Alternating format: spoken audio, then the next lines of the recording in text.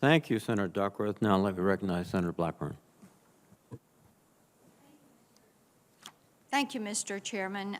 Gentlemen, we thank you all for being here with us today.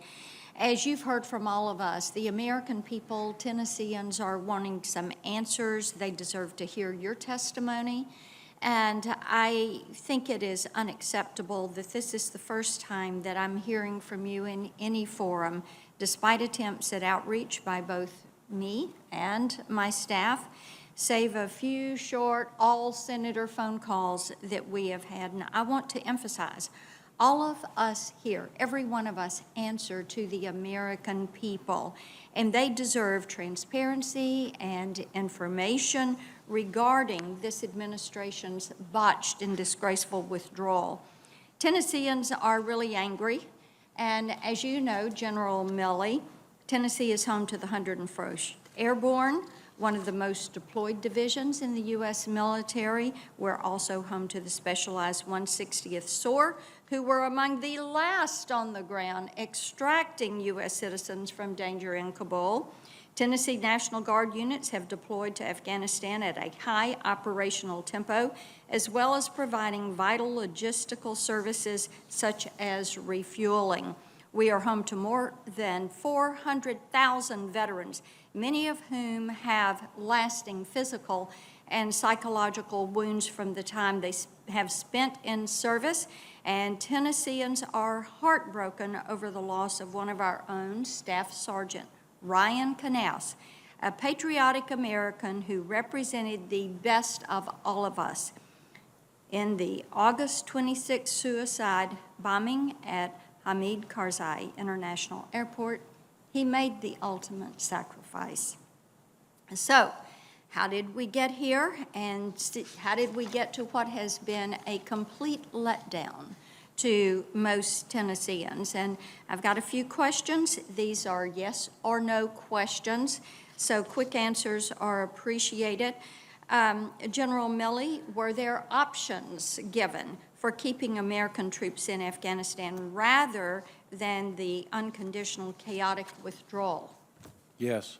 You presented options, and those options were declined. There were options presented and debated. Yes or no? And a decision was made. Yes or no is fine. Did you at any point create options for keeping Bagram open beyond July 2nd? Yes. Did you provide options for keeping Bagram open directly to the president? Yes. Had Bagram stayed open, would our support to the Afghan Air Force have been more effective in your view? I'm sorry, I didn't catch the last part.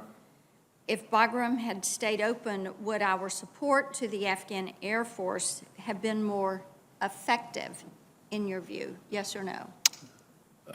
Frankly, I'm not sure on that one because most of the Afghan Air Force was at different bases, specifically at HKIA. President Biden keeps calling it an extraordinary success. We've discussed some of this today.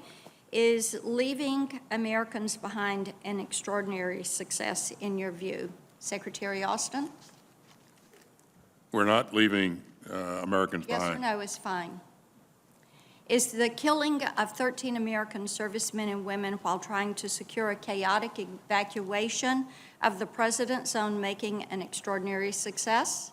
The loss of any civilian life is always tragic. Is the fact that we failed to evacuate most of our Afghan partners an extraordinary success, or the fact that we have Afghans bringing child brides, people who are hardly vetted, is that an extraordinary success? Again, these are issues that we continue to work to get our American citizens out and the Afghans who have helped us. Let me move on. Per Article 2 of the Constitution, the President may require the opinion in writing of the principal officer in each of the executive departments.